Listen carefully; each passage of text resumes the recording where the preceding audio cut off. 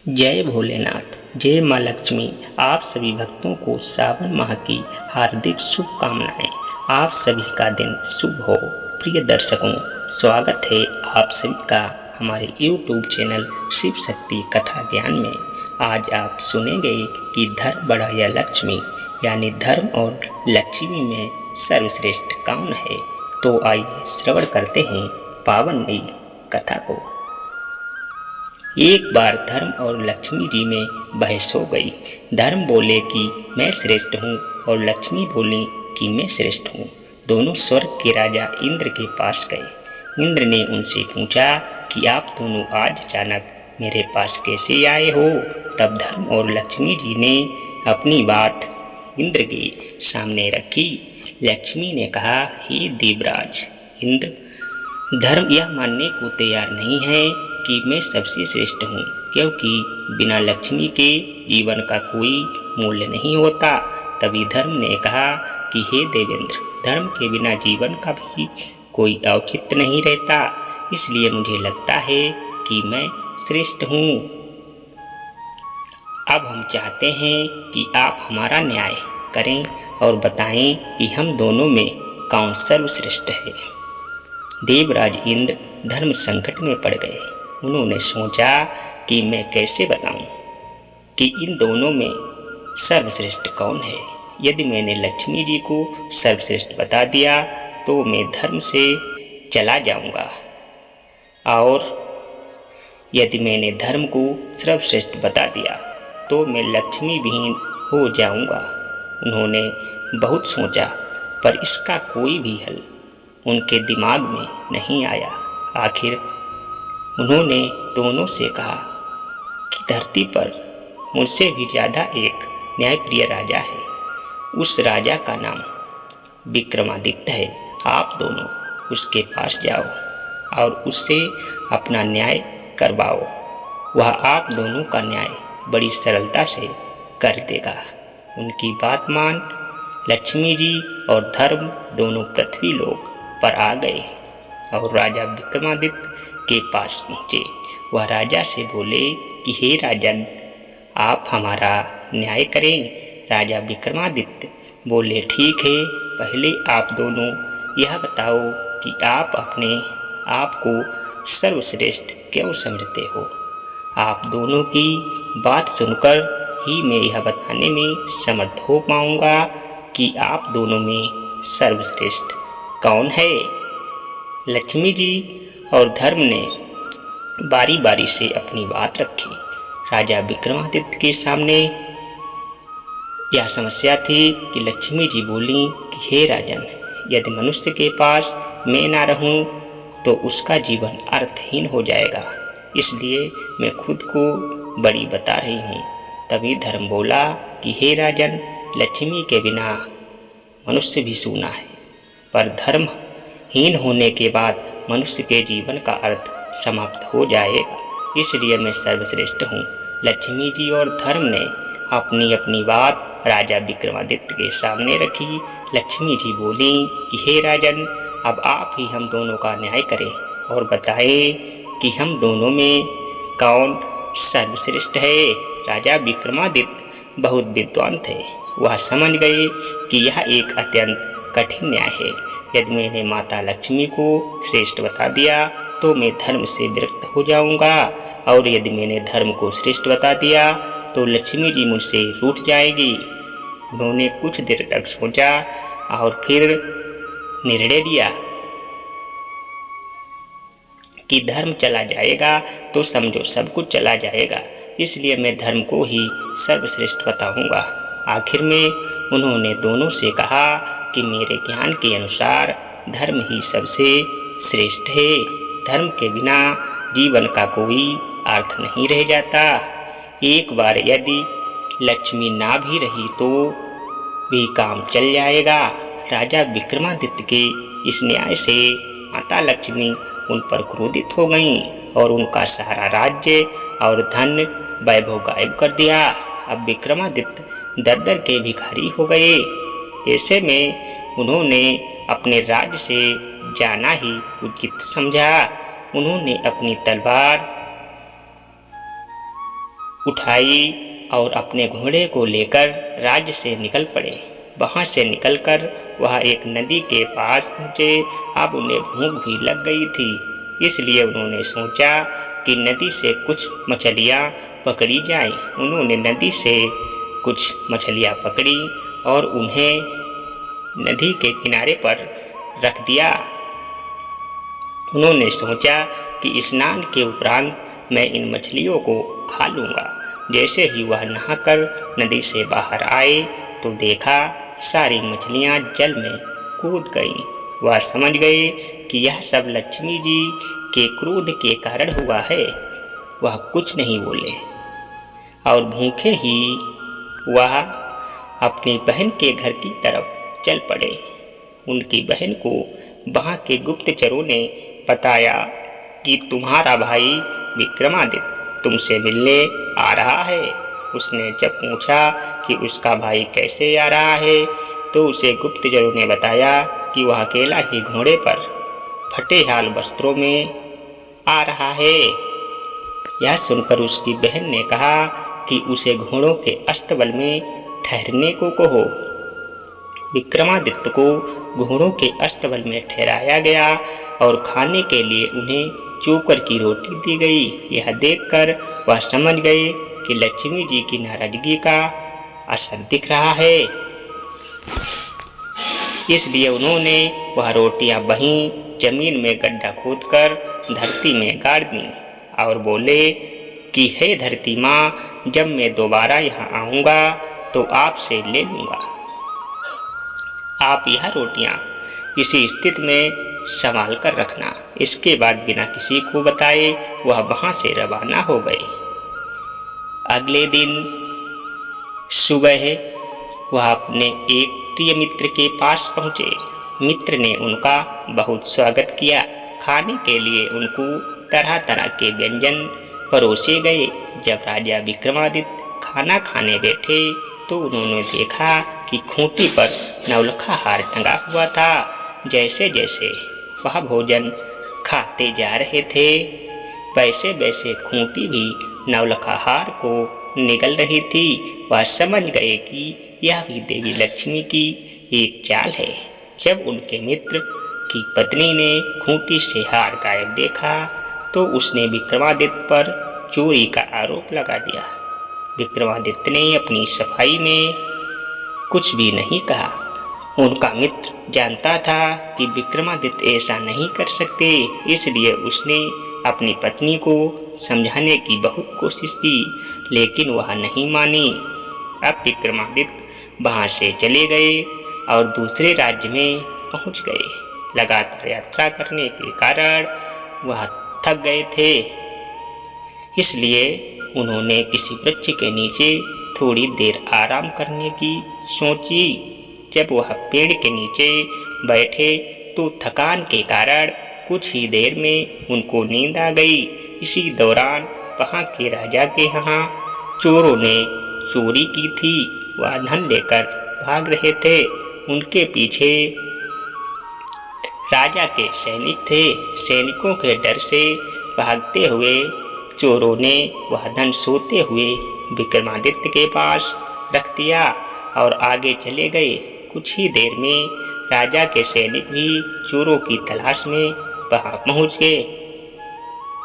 सैनिकों ने जब देखा कि सारा धन विक्रमादित्य के पास पड़ा है तो उन्हें समझ में आ गया कि यही चोर है। वह उसको पकड़कर राजा के पास ले गए। उन्होंने सारा धन, घोड़ा और तलवार भी अपने कब्जे में ले लिया। राजा ने विक्रमादित्य से पूछा कि क्या तुमने यह धन चुराया है?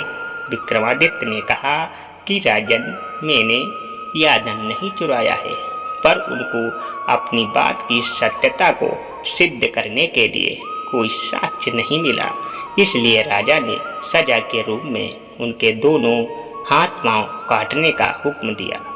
सैनिकों ने उनके दोनों हाथ पांव काट दिए और बाजार के बीचों बीच चौराहे में फेंक दिए।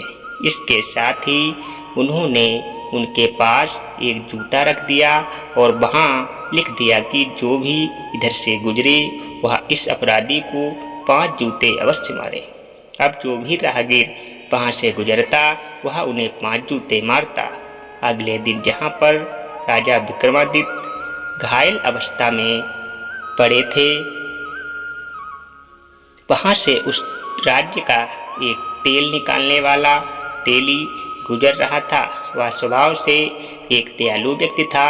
वह राजा के पास रुका, परंतु उसने जूते नहीं मारे। राजा विक्रमादित्य ने उससे कहा कि हे मित्र, मेरे पांव पर मक्खियाँ बैठ रही हैं जो मुझे पीड़ा पहुंचा रही हैं, इसलिए तुम मेरे जख्मों पर या थोड़ा सा तेल लगा दो तो तुम्हारा बहुत ही उपकार होगा। तेली हंसा और बोला, एक तो मैं तुम्हें जूते मारने की सजा नहीं दे रहा हूँ, ऊपर से तुम मुझसे तेल की आशा करते हो। राजा ने उनसे प्रार्थना की तो उसने थोड़ा सा तेल उनके जख्मों पर लगा दिया। उस दिन जब वह तेल बेचने गया तो शाम तक तेल बेचने के बाद भी उसका तेल उतने का ही उतना रहा। उसे बड़ा आश्चर्य हुआ कि आज ऐसा क्या हुआ कि इतना तेल बेचने के बाद भी मेरे घड़े का तेल कम क्यों नहीं हो रहा है। उसकी समझ में आ गया कि यह सब उस घायल व्यक्ति के कारण हो रहा है। अवश्य ही वह कोई देवात्मा है। शाम को जब तेल बेचने वाला तेली अपने घर पहुंचा तो वह बहुत खुश था। उसकी पत्नी ने प्रसन्नता का कारण पूछा तो उसने अपनी पत्नी को सारी बात विस्तार से बता दी। वह व्यक्ति बोला कि वह कोई दिव्य आत्मा है। उसकी पत्नी ने कहा कि आप किसी प्रकार उस व्यक्ति को अपने घर ले आओ। वैसे भी हमारे कोई संतान नहीं है, इसी बहाने हमें संतान सुख भी प्राप्त हो जाएगा। तेली कहने लगा कि राजा से पूछे बगैर हम उसे अपने घर नहीं ला सकते, इसलिए पहले हमें इस संदर्भ में राजा से इजाज़त लेनी होगी। तेली की पत्नी बोली कि आप कल सुबह जाकर राजा से बात कर लो, आप देरी करना उचित नहीं है। अगले दिन प्रातःकाल वह तेली राजा से मिलने राजमहल पहुंच गया।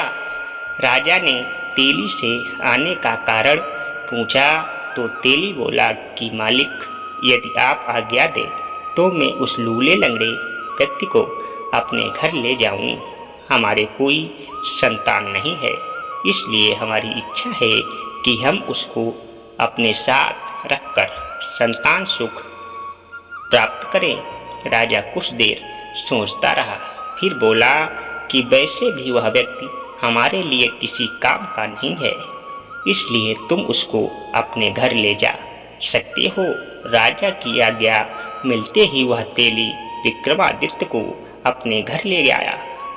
विक्रमादित्य के उसके घर में पहुंचने के बाद से उसके हर कार्य अच्छे ढंग से होने लगे।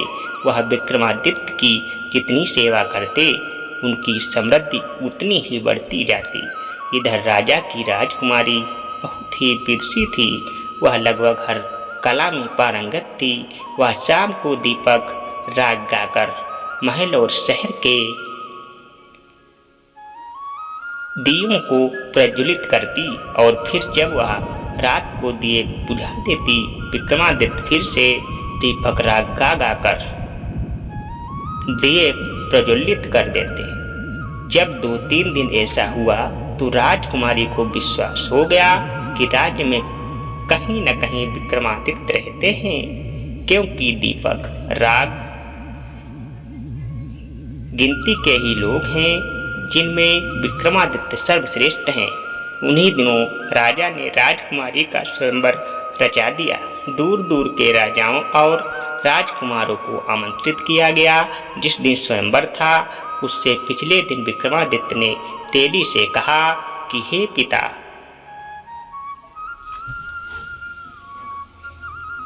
पिताश्री, मैं भी स्वयंवर देखना चाहता हूँ, इसलिए आपसे प्रार्थना है कि मुझे कल वहाँ पर लेकर चलो। तेली ने समझाया कि तुम चल फिर नहीं सकते, तुम्हें कहीं कोई चोट न लग जाए। लेकिन जब विक्रमादित्य अपनी बात पर अड़ गए तो वह तेली उन्हें स्वयंवर में ले जाने के लिए राजी हो गया। वह बोला कि कल प्रातः मैं तुम्हें स्वयंवर दिखाने ले चलूँगा। थोड़ी देर बाद राजा के यहाँ से तेली को संदेशा आया कि राजा को 100 घड़ा तेल कल सुबह तक चाहिए। तेली ने कहा कि भाई यह कैसे संभव हो सकता है, यह तो बहुत ज़्यादा है। संदेश लाने वाला ही था कि मैं कुछ भी नहीं जानता, राजा के आदेश से आपको यह कार्य करना होगा, वरना आप सजा के लिए तैयार हो जाओ। तेली बहुत ज़्यादा तनाव में आ गया, यह तो असंभव कार्य था। वह बहुत दुखी था। तभी विक्रमादित्य ने पूछा कि पिताश्री, आप इतना चिंतित क्यों हैं? तेली ने अपनी चिंता का कारण बताया तो विक्रमादित्य ने कहा कि आप उनसे 100 घट मंगवा लें और चिंता न करें, मुझ पर विश्वास करें, कल हम उन्हें 100 घट तेल अवश्य देंगे। तेली को विक्रमादित्य की शक्तियों का मान था। उसने राजा को कहकर 100 घड़े मंगवा लिए। रात में विक्रमादित्य तेली से बोले, अब आप दोनों आराम से सो जाएं, मैं रात में 100 घट तेल निकाल दूंगा। तेली की पत्नी बोली कि बेटा, तेरे हाथ और पांव नहीं है, बता तू कैसे बैलों को चला पाएगा।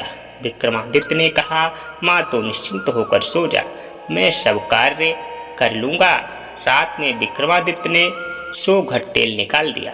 सुबह जब राजा के व्यक्तियों ने देखा तो आश्चर्य से भर गए। तेली और उसकी पत्नी को अब पूर्ण विश्वास हो गया कि यह लड़का जरूर कोई देवता है, इसलिए अब कोई चिंता नहीं करनी चाहिए। अगले दिन तेली ने विक्रमादित्य को नहला धुलाकर नए वस्त्र पहना दिए और फिर उनको ले जाकर स्वयंवर में दूर बैठा दिया।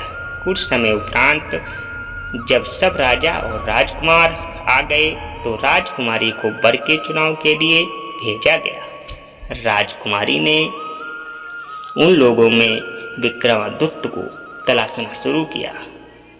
उसे राजाओं में तो कोई भी ऐसा ना दिखाई पड़ा जो विक्रमादित्य लगे।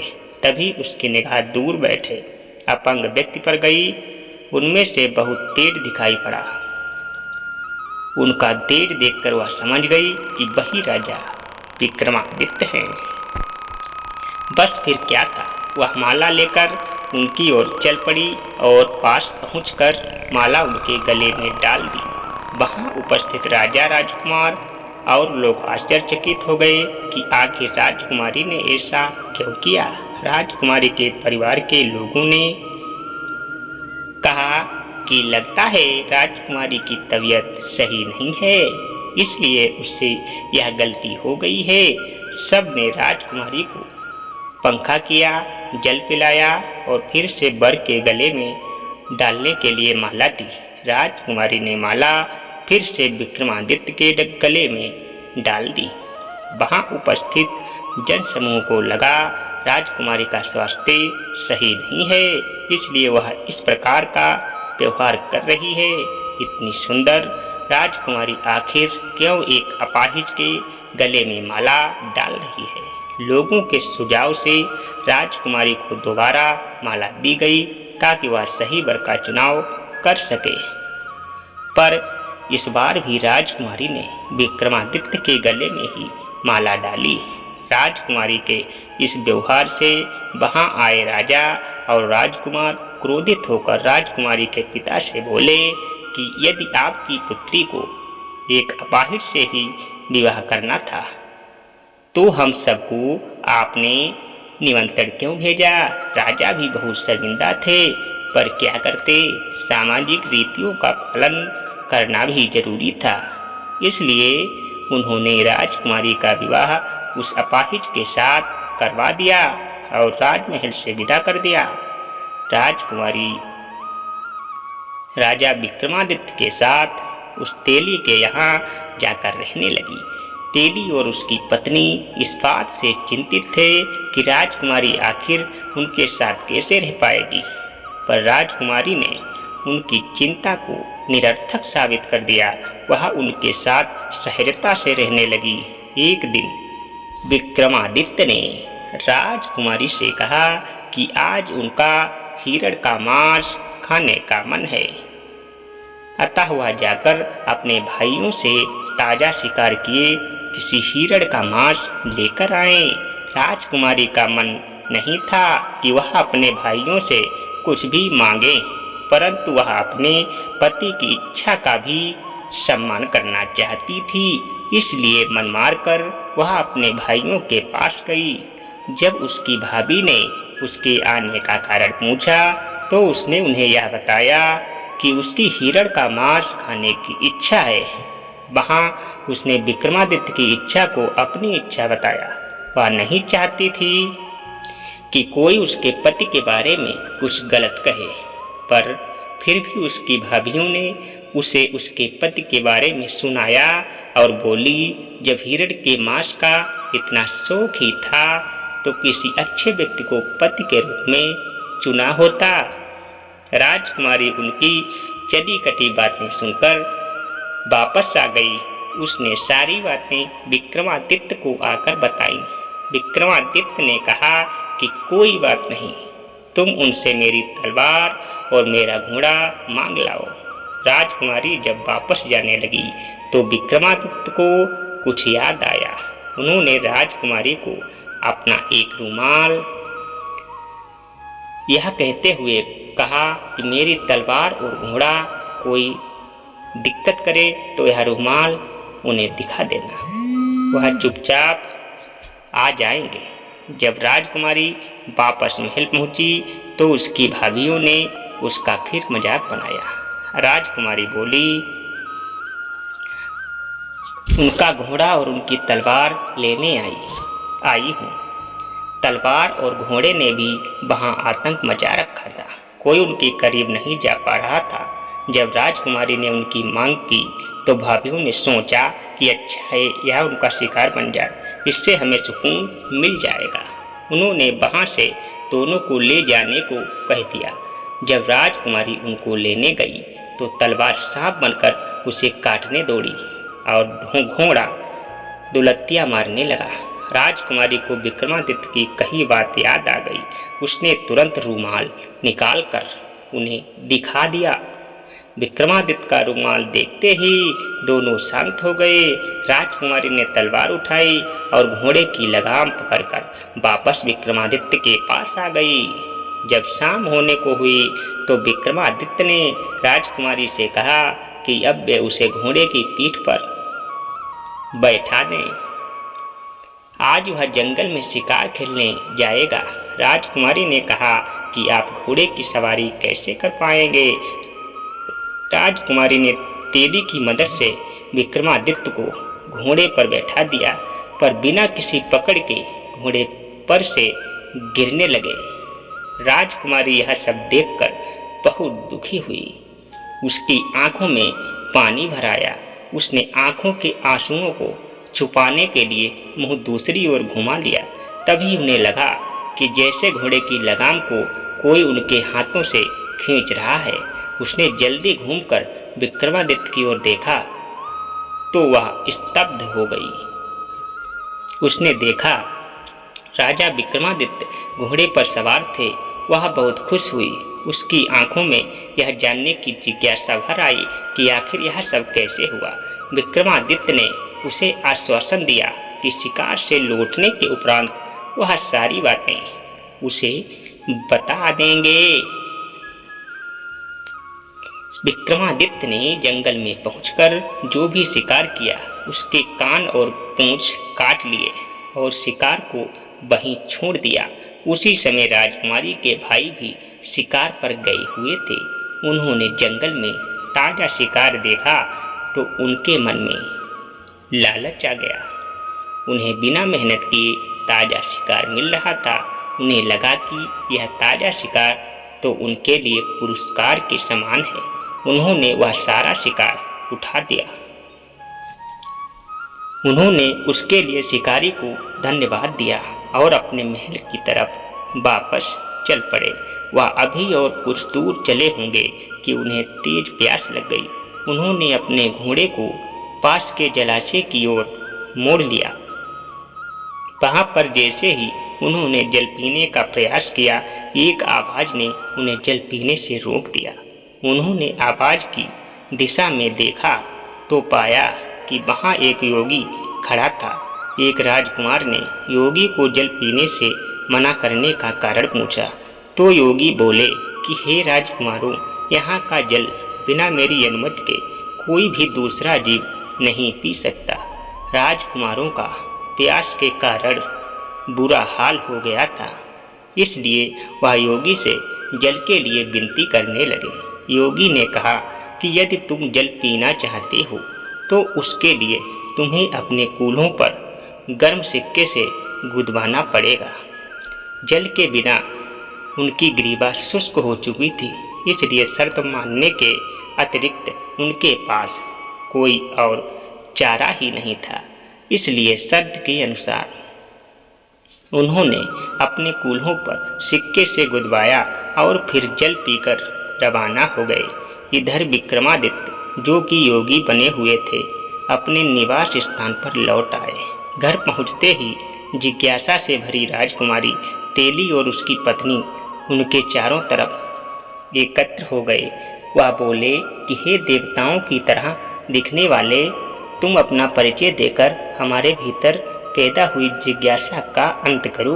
राजा विक्रमादित्य को लगा कि अब इन्हें अंधकार में रखना सही नहीं है। वह बोले कि हे धर्मपिता और माता, मैं राजा विक्रमादित्य हूँ। फिर उन्होंने अपनी आप बीती को संक्षेप में उन्हें बताया। जब उन्हें पता चला कि वह राजा विक्रमादित्य हैं, तो उनके चरणों में गिर पड़े और अनजाने में हुई अपराध के लिए क्षमा प्रार्थना करने लगे। राजा विक्रमादित्य ने उन्हें समझाया कि वह उनसे नाराज नहीं है, अपितु उन लोगों ने अपने स्वजनों से भी ज्यादा अच्छा व्यवहार उनके साथ किया है। अगले दिन प्रातः राजा विक्रमादित्य ने राजकुमारी को फिर राजकुमार यह कहकर राजमहल भेज दिया कि इस बार भी तुम अपने भाइयों से शिकार की मांग करना। वह अपने उन शिकारों को केवल दिखा भर दें। जब वह शिकार दिखाने को राजी हो गए तो तुम्हें शिकार दिखा दें। तब तुम उनसे पूछना कि उनके शिकारों के कान और पूंछ कहाँ हैं। फिर विक्रमादित्य ने पिछली रात जंगल में घटी सारी घटना राजकुमारी को बता दी। एक थैला उन्हें देकर बोले कि आखिर में तुम यह थैला उनके सामने पलट देना और फिर मेरे बारे में बता देना। इस बार राजकुमारी बिना किसी संकोच के ही भाइयों के घर चल पड़ी। इस बार भी वहाँ परिस्थितियाँ बनी जो पिछली बार परिस्थितियाँ बनी थीं। जब उन्होंने बिना कान और पूंछ वाले शिकार उसे दिखा दिए तो राजकुमारी ने कान और पूंछ के बारे में पूछा। अंत में राजकुमारी ने वह थैला जो विक्रमादित्य ने उसे दिया था उनके सामने पलट दिया। थैले में भरे कान और पूंछ नीचे बिखर गए थे। जब उसकी भाभियों ने उससे इसके बारे में पूछा कि यह सब क्या है, तो राजकुमारी बोली कि आप अपने पतियों से ही पूछो और उनसे पूछो कि कल रात को पोखर का जल पीने का उन्होंने क्या भुगतान किया है। जब उसकी भाभियों ने अपने पतियों से इसके बारे में पूछा तो सबने पिछली रात की सारी घटना बता दी। भाभियों ने आश्चर्य से राजकुमारी से पूछा कि उसके पास यह कान और पूंछ कैसे आए, तो उसने बताया कि वह योगी और कोई नहीं स्वयं उसके पति थे। भाभियों ने व्यंग से कहा कि यह कैसे संभव हो सकता है, एक अपाहिज यह सब कैसे कर सकता है। तब राजकुमारी ने बता दिया कि जिन्हें आप अपाहिज कह रही हो वह राजा विक्रमादित्य हैं। राजा विक्रमादित्य का नाम सुनते ही महल में खलबली मच गई। जब यह सूचना राजा को मिली तो वह भी घबरा गए आखिर उन्होंने ही विक्रमादित्य को दंड दिया था। राजा, राजकुमार और मंत्रीगण सभी तेली के घर की ओर दौड़ पड़े। राजा और राजकुमार सभी राजा के पैरों में गिरकर क्षमा याचना करने लगे। राजा ने उन सबको कहा कि आप लोग दुखी ना हो, यह मेरे धर्म की परीक्षा थी, इसलिए आप लोगों की मति घूम गई थी। अतः आप लोग यह बात अपने मस्तिष्क से निकाल दें कि मैं आपसे नाराज हूँ। सब खुश हो गए और राजा को अपने राजमहल में ले गए। वहाँ उनकी खूब आव भक्ति की।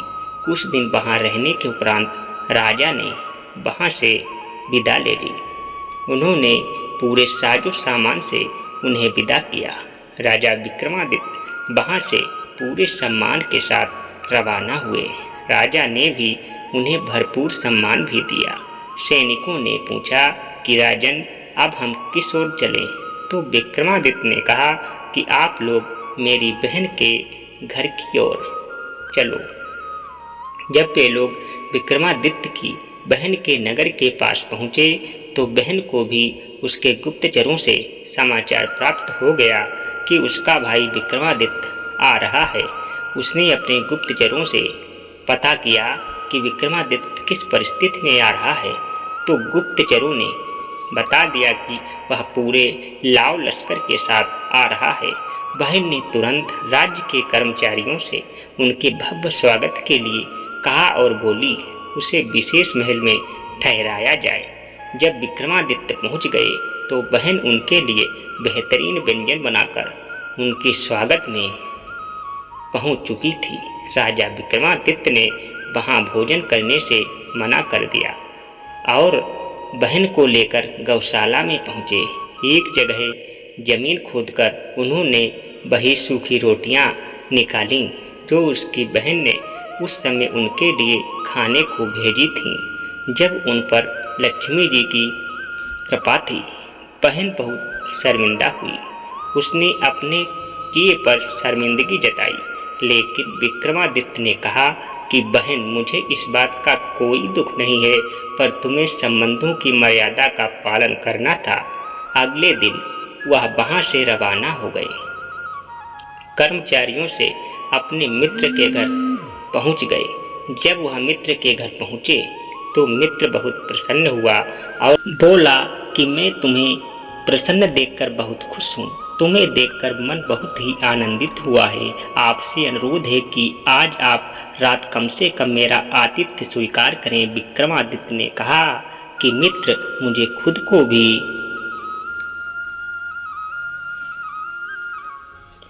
तुम्हारे यहाँ रुकने की इच्छा थी।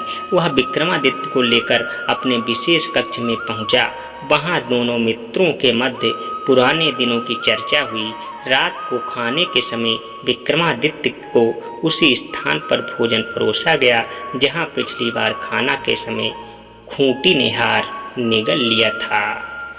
विक्रमादित्य ने जैसे भोजन करना शुरू किया, खूंटी ने भी हार निवाले के साथ हार को उगलना शुरू कर दिया।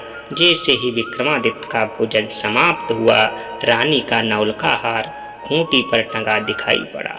राजा की निगाह खूंटी पर गई तो वहां उन्होंने खोया हुआ अपना नौलखा हार टंगा देखा। राजा आश्चर्य से भर उठे और रानी से बोले कि यह कैसी अनोखी घटना है। इस हार की चोरी का इल्जाम तुमने मेरे मित्र विक्रमादित्य पर लगाया था। तब मैंने तुम्हें कहा था कि ऐसा कार्य मेरा मित्र विक्रमादित्य कभी कर ही नहीं सकता, जो दुनिया की तकलीफ को हरता रहता है। क्या वह एक तुच्छ हार के लिए इतना गिर सकता है? जाओ, अपना हार ले लो। रानी को अपने द्वारा किए गए कार्य पर बहुत शर्मिंदगी हुई। उसने हाथ जोड़कर राजा विक्रमादित्य से क्षमा मांगी। वह बोली कि हे राजन, मेरी गलती माफ करो। उस समय ना जाने क्या हुआ था। मेरे उस अपराध की कोई भी क्षमा नहीं है, पर मैं चाहती हूँ कि आप एक बार मुझे माफ करके मेरी पीड़ा को कम करें। तभी विक्रमादित्य ने कहा कि आप लोग ज़्यादा दुखी ना हो। वह समय मेरा भी विपत्ति का समय था। मुझ पर लक्ष्मी जी रूठी हुई थी, इसलिए सारी घटनाएं घटी। फिर उन्होंने वह सारी बातें विस्तार से उनको बताईं और अगले दिन अपने राज्य के लिए रवाना हो गए। जब वह अपने राज्य में पहुँचे तो उन्हें माता लक्ष्मी जी नगर के मुख्य द्वार पर ही मिल गईं। माता लक्ष्मी बोली कि हे राजन, तुम सही थे और मैं गलत थी। इसके बावजूद मैंने तुम्हें जो दंड दिए उसके लिए मैं दुखी हूँ। क्या पुत्र अपनी माता को क्षमा नहीं कर सकता? माँ लक्ष्मी के मुख से ऐसे शब्द सुनकर विक्रमादित्य माता लक्ष्मी के पांव में गिर गए और बोले कि हे माँ, आप ऐसी बातें ना करें। आपकी परीक्षा से मेरा और भी निखार हो गया, इसलिए मैं आपका आभारी हूँ। विक्रमादित्य की विनम्रता से माँ लक्ष्मी बहुत ही प्रसन्न हुई और बोली, हे विक्रमादित्य, मेरा तुमको आशीर्वाद है कि जब तक दुनिया में लोग तुम्हें नहीं भूल पाएंगे। यह आशीर्वाद देकर माँ महालक्ष्मी अंतर्ध्यान हो गईं। अपने नगर में पहुंचकर राजा और राजकुमारी सुख से जीवन व्यतीत करने लगे।